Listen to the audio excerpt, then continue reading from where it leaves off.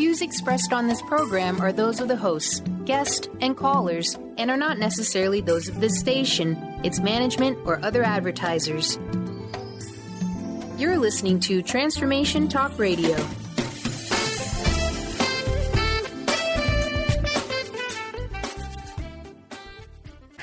Moms, are you ready to become enlightened, empowered, and stress-free? Well, get ready because you are about to tune into vibrant, powerful moms helping everyday women create an extraordinary life with Debbie Pokornik.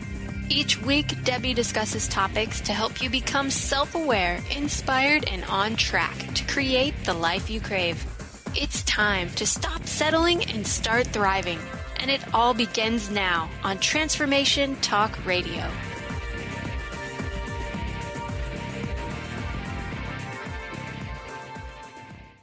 Welcome to the Vibrant Powerful Mom Show. I'm your host, Debbie Pokornik, and my mission is to help you take charge of your life experience so that you can create a life you love, feel great about yourself, and put your best foot forward most days. Continuing with our Mother's Day Marathon for the month of May, I have a guest today that I believe will help to anchor us all back in reality and have fun in the process.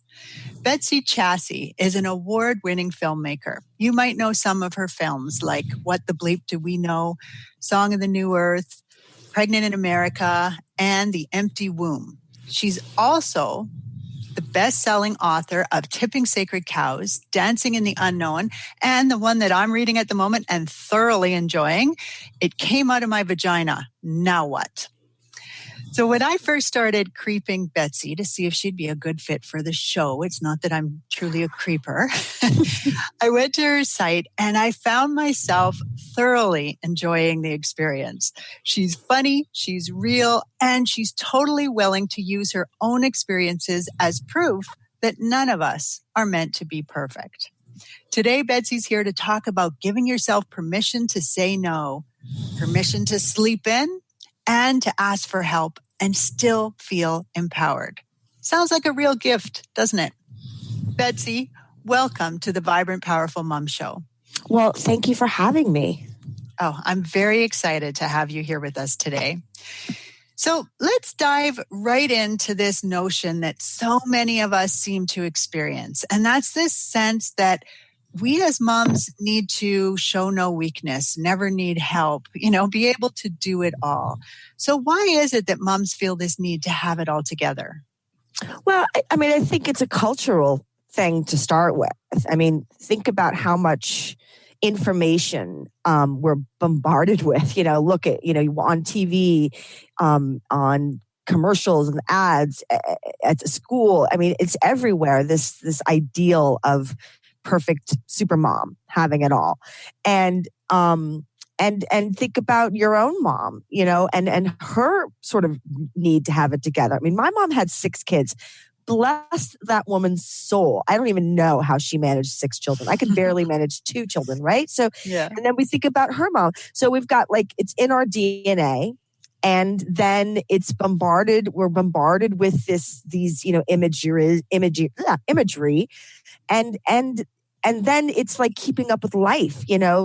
We now most households have, if you're not a single mom or it's a 2-income household, so it's like life is it's more expensive. So there's just a lot more happening.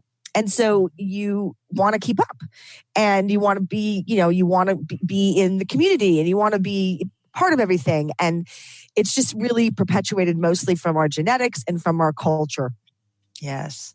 I think the culture is a huge part of it. I know I talk often about that whole idea of feeling like you're either right or you're wrong. That school kind of teaches us there's a right way and a wrong way to do things. And so there's that whole judgment thing, right? And we do it to ourselves. We do it to other women as well. But it's something that we're taught from a very young age to notice what you're doing and judge it. And, well, that's the whole concept of judgment is not just with women, it's with humans. Yes. It's part of how our brains work. So we have this, what happens in your brain. I'm I'm going to nerd out a little bit for you because I found it so empowering when I actually started to understand like how my computer and my head worked. Because then I could actually really, all this cool talk that we're going to talk about, once I understood how to program the system, and I could actually do something with it. It wasn't just intellectual information that was like, gee, that sounds great, but I don't know how to do it. So what happens is that in your brain, what happens is your brain attaches meaning. When it sees something, it gives it a meaning. It gives it color, gives it shape, gives it smell, gives it taste, whatever it is. And it gives it a meaning. I like this. I don't like this. It's pretty like general, right? Right. And so that's where judgment comes from. So we just start programming our brain with judgments. I like that. I don't like this. I like that. I don't like this. I like that. I don't like this. And then that's how we start operating in the world. So because our brains work that way, judgment is such a sort of like natural thing to do. And then what happens, it becomes so unconscious that we don't even know half the time that we're making judgments about a gazillion things every second. Right. And so that is a human problem, because then what happens is we start judging ourselves because society says if you're not a size 2, you're not sexy. So now I'm going to judge myself because I'm not sexy. Society tells me, you're a terrible mom if your kids eat, Lunchables. So now it's like, or whatever it is. So we're constantly being bombarded with judgment, and we're putting out judgment. And that's a big thing to even get some awareness around for yourself, how often you judge. Because even just having that awareness is a huge sigh of relief, because you can sort of slow that down a little bit. Yes. Yes, I love it. I have this sisterhood for vibrant, powerful moms, and that's one of the first things that we talk about is judgment and how to become aware of it, because you're absolutely right. We do it subconsciously, and it affects everything, all of our relationships, how good we feel about something, just everything is affected by it. So love that. Thanks for sharing that. So I love how in your book, It Came Out of My Vagina, Now What? You and your co-writer, Debbie, talk about the helpful visitors that come right after you have a baby, specifically those ones that stay, like your mom and your mother-in-law, or your mother-in-law, hopefully. And what I really love is the advice that you give about being clear on what you need and what you don't need, and then communicating those. Because I think that this ties in really nice with what we promised in the intro, which is that you're going to give us, permission to say no. So right. Can we talk about that a little bit more? How do we say this? Yeah. How do we say yeah? Well, think of yes and no as sort of like a commodity. Right. And it's energy, really. And you have a certain amount of energy for, excuse me, you have a certain amount of energy for your life. And it's amazing to me that most of us, especially women, it takes until like our 40s before we go, wait a minute, I can actually just say no to this person. Like it's so funny. And, think of it like this. How often, were you as a child, or did you say to your kids, give Auntie Joan a hug? Mm-hmm. And the kid said, I don't want to give Auntie Joan a hug. I don't feel like it. And we said, no, you have to. So again, it's pre-programming. We have been pre-programmed that if we say no, we're not being nice. If we say no, we're not being helpful. If we say no, we're not being whatever. We're not doing or being or whatever we're supposed to be doing. We're not doing it because we're saying no. Right. And when you can start to, for me, getting to know myself and getting to know my values, what was important to me, what I wanted, and then being able to say, you know what, I'm allowed to have what I want. And if what I want requires me to say no to somebody else, as long as I'm not mean about it, if I do it with compassion and respect, then that's okay. And that's really where the problem with no's is. It's hard to say no because we're afraid we're going to hurt someone's feelings, or we don't believe that we deserve what we want. And once you start to get really clear on those things, what is it that I want? Why do I want it? What is it going to give me? Or what does it mean to me? Then you can get real clear on, this is what I want, why I want it, and what it means to me. And in order for me to have that, I have to say no to this other person. then that becomes really easy. And you can do it without the guilt of letting them down. Yes. Yes. And I think that is such a big piece for us, because where we are good at saying no is with our kids. Right? No, no, no. And I actually, in my Family Booster Shots, I have this game, a card that says the no game, because it's about helping people become aware of when they're saying no with their kids, because that's where we use it the most. Right. And so there we want to try to practice other things like, well, convince me, yes, later, maybe give me some time to think about it, these kinds of things, instead of right away saying no. Well, and can I just interrupt you for 1 second? Absolutely. I have a little bit that I do with my kids. I ask them, why do you want it? Why is it important to you? So I ask them the same questions that I ask myself, because what I've also found is, like, most of the time, like my kid loves to play video games, and so he just got a headset yesterday and he was all excited and he wanted to buy this like outfit that was in the game. And I said to him, well, is the outfit going to make you play better? And he's like, no, I'll just look cooler. I said, so, it's your money. Spend it how you want, but get clear about why you're spending this money and what value it is to you, so that you're not just out there, running, again, just wasting energy because you think somehow it's cool. But when you really think about it, it's like, it's actually not that important to me. What's more important to me is I want to save up money. He wants a bow and arrow. And I said, so what's more important to you? Spending $5 on this thing that's really kind of useless and meaningless, or waiting and putting that $5 towards your bow? So it's all about, where are you putting your value? So I always ask my kids those same questions when they ask me something. I'm like, well, what does it mean to you? What is the value of it? Why do you want it? And I think if we have those conversations with ourselves and we get really honest and clear, most of the time, it's easy to say yes. It's easy to say no. It's easy to ask for help. It's easy to do these things because we have so much more clarity than if we just sort of didn't take the time to really contemplate those questions. Yes. Yes. I love it. I mean, it is all about becoming aware. Why? Even why am I saying yes? Because sometimes you are saying yes because you feel guilty, or you're too embarrassed to say no, or you feel like you're putting them on the spot. So I love that. It is all about awareness. And I think that self-awareness is the greatest gift you can give yourself. To me, that's the start of awakening. Right. And a lot of people go, well, how do I do that? Like, what does it mean? I'm self-aware of myself. I look at myself in the mirror. And so that's why I have these simple questions. What is it? What is the value of this to me? Why do I want this? Like, I did this talk one time, and vision boards are super popular, right? Everybody's making vision boards. Right. And you see people, and they'll put like a big house on the vision board and a fancy car on the vision board, and they've got this whole gorgeous life. And then they sit there with it and they get frustrated because they're not getting it. Mm-hmm. And I say to people, so why do you want that big house? What does that big house represent to you?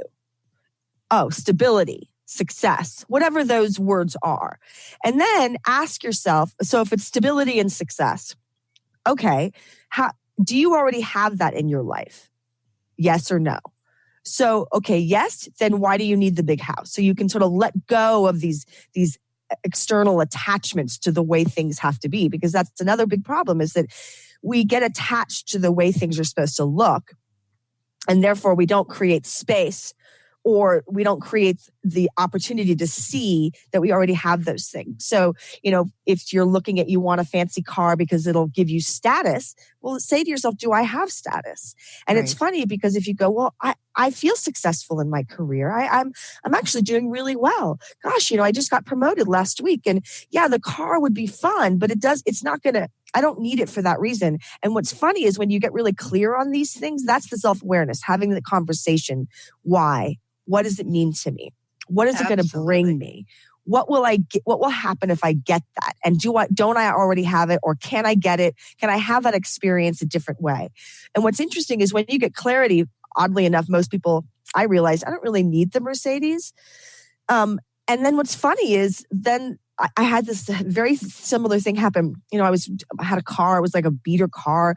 And I was like, God, I really want a new car. And like a year went by and I just couldn't get a new car. And I finally had the conversation. Why do I want a new car? I have 2 little kids. They're going to trash a new car. Right. And why do I need this? What is it going to bring to me? And I had the whole conversation. And a week later, my car literally blew up. And 2 days after that, I had a brand new car. Wow. And it was because I had gotten the clarity and the awareness of, I let go of, I thought there was a piece of me that thought having a nicer car would make me look better to other people. Yes. And when I finally let go of the reality is I don't really care. I got other stuff going on. And the minute I let that go, boom, new car. So Nice. it's having that kind of conversation with yourself. That's real self-awareness. Because you could say, God, I have to be honest. I only wanted a nice new fancy car because I thought it would make me look cooler. Well, why do I need to look cooler? And I had that whole conversation with myself. Yes. And then I got clear on it. And then I realized I'm cool already. So there you go. I know for me that the whole big house thing, I right away think, oh my gosh, cleaning it? No, thank you. I don't want to have a house that takes me hours to vacuum or hours to dust. And right. Yeah, so that's for me right away where I go is, do I really want that? And it's not to say that I have never put a big house on my vision board. Right? You do get caught up in it. But I love what you're saying, which is take that moment and ask yourself, why? What is it about this that is so important to me? Well, I think that if you could look at life, see, we've been programmed to look at life as sort of a collection device. We go through life. You're supposed to get this. You're supposed to get that. You're supposed to have a car, a house, a family, a dog. These things. Like it's like a video game where we're like going through the mazes until we collect all the items, right? Right. And I let that go and decided my life was going to be more about what kind of experience do I want to have? Yes. And so when you have a conversation of, I want to have an experience of driving fast and in a smooth ride. Okay, there's nothing wrong with that. And having that experience isn't going to change who I am. It's not going to change my value for myself or my love for myself or whether or not I care what other people think about me in my fast car. When you can get that clear, it's like, I just want to have that experience. Then I go, wow, I can save myself a lot of money because I can just go rent a car for a day and do that. Yes. Or I can say, no, I love driving fast every day. And then that's okay because you've gotten the clarity on it. Whereas if you're struggling to buy that car because there's some hidden belief system within you that tells you if you don't have this car, you don't have value, then you might get the car, but you're still going to have the feeling. So yes. For me, it's about what do I want to experience? And then there's a gazillion ways to experience it. So I opened up to possibility because it's like, gosh, I really want to experience driving in a fast car. Well, I'll just call my friend and go ride in their car, or I'll rent a car, as opposed to this, I've got to spend all this money to buy a car. Is that making sense? Like you open up to possibilities when you look for why is it that you want this? What's the experience you're looking for? And how are you not getting it into your life right now? And what could you do today in this moment to have that experience without going into debt or without trying to please or be approved of? Yes. And so what I'd love to do, because this is part of the Mother's Day Marathon, and so I really want tips for moms. I'm thinking, Let's take this idea and let's look at it. Okay, so who do I want to be in that relationship with my kids? What's the experience that I really want to create there? And how am I going to do that? That idea, I just have to say that idea, it comes up again and again in your book. It came out of my vagina. Now what? I haven't finished reading it yet, but I know that it kind of comes up. What do you need to really create the experience that you want to have? So should we do that? Can we go there? Yeah. Okay. All right. So do you want to start us out? Sure. You kind of went in and out there for a second. So I was like, is she going to say something? I didn't want to jump on you there. So, again, I have 2 kids. Like I said, my mom had 6 kids. She was amazing because I don't know how we all survived. I think for me as a mom, I realized, thankfully, relatively early on with my daughter, that I was I needed to be okay with being a terrible mother. In another book that I wrote called Tipping Sacred Cows, I have this game that I play. Because see, most of what's going on with us as moms is fear. We're afraid that we're going to like damage these little beings, right? Right. And we're shocked that we've been given I'm shocked I was given the responsibility of raising children. I'm like, I can't even believe that I got this gig. But so there's a constant fear that you're going to make a mistake. And so in my other book, Tipping Sacred Cows, at the end, I have this game called My Life Sucks, which is basically the equivalent of think about what's going to happen if you epically fail. Because most of the time, see, again, I go back to our brains. Our brains and our imaginations are amazing. And in a nanosecond, we can get mad at our kid, yell at them, and then feel all this guilt and shame and think, oh, I've just made my son a serial killer or my daughter depressed, right? Like right. Our brains do that. They beat us up and they're so quick to oh, you're a failure. And so get to the place where you can have a lot of acceptance in yourself and a lot of patience for yourself and a lot of realization that nobody is standing there saying, here's how you do this moment with your kid. And when you can get to that place where I've realized in My Life Sucks, you basically list all the ways in which your life is failing. You're like, I'm failing because I'm this, I'm failing because I'm that. And you get really comfortable because it's almost hilarious. Because then you look at your life and you go, wow, but there's all this other stuff that's really amazing. So when you can just be really comfortable there, then what happens is your kids get more comfortable because you're more comfortable. As my kids got older, I would have a situation with my daughter. And I handled it badly. And then I would go back to her, even when she was like 4 or 5, I would go, I handled that badly. I reacted from a really emotional place of frustration or from anger because I was frustrated with you in the moment. And I reacted from there and I apologize for that. And so she got to realize that, oh, mom isn't so perfect. So I don't have to be so perfect. And it kind of it chills out. I mean, I have a 13-year-old. She's about to be 14. And, we still we're in this power struggle a lot lately. And I've found that even now, I'll react to something she's done. But my ability to go back to her and go, God, I just so reacted there. That was intense. And so I'm apologizing for my reaction. I'm not letting her off the hook for her behavior, but it also gives her the space and the opinion to go, wow, I'm totally reacting. And it's just that ease, that permission of just like, if you're going to fail. And the chances are, the whole message of the book, the vagina book, as we call it, I put that book together because when I first had my daughter, oh my God, I read so many books and I thought, I'm doomed. I can't figure all this stuff out. This is insanity. Yes. And I have a funny story from my mom. When my daughter was 8 months old, she was a big baby. I don't know how I make these gigantic. My son was almost 11 pounds at birth. And my daughter was 9 pounds at birth. And so she's like 8 months old and she's supposed to be rolling over, right? Like they're supposed to get up and do the rolling over thing. And I say to my mom, I'm like, and this was kind of back when autism was just really becoming out there and everybody thought their child was autistic, right? Mm-hmm. And no matter what happened.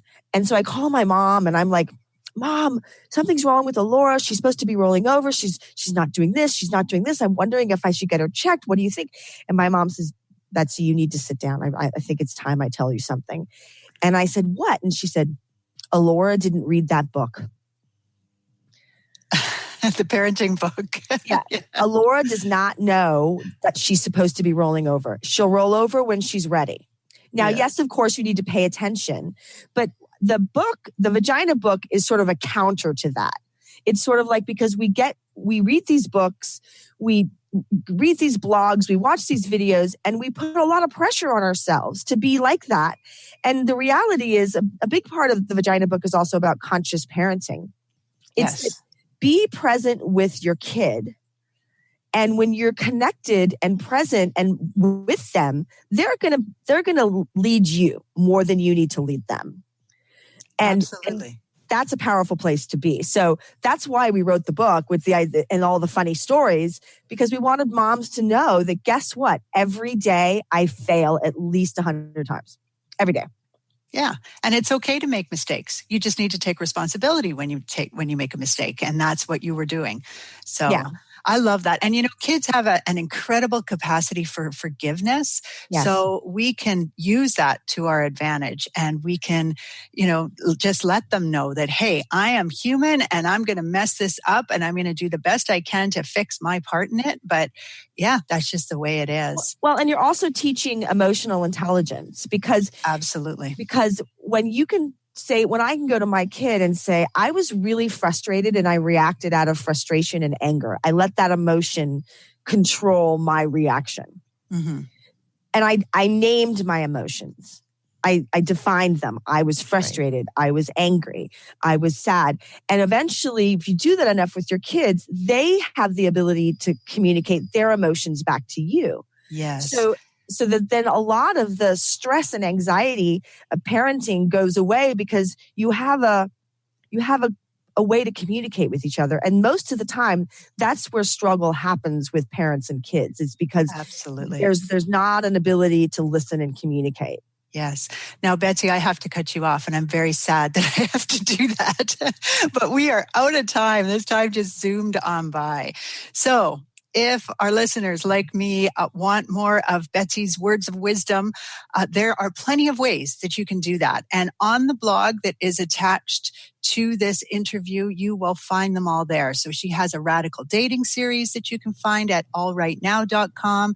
Her website is betsychasse.net, which Chasse is Chasse.